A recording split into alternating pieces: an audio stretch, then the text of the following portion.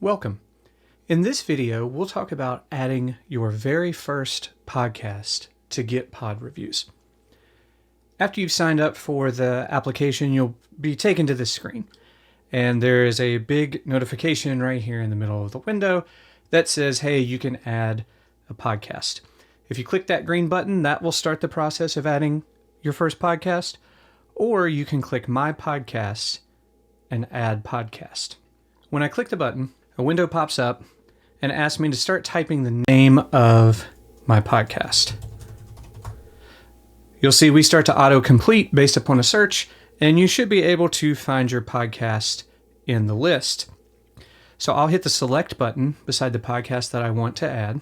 I'm going to be asked to confirm that I want to add this podcast, and I'm also going to be asked to confirm what my landing page URL should be. So I can see that in this text field here. Don't worry, you can always get this URL later from the settings tab of your podcast.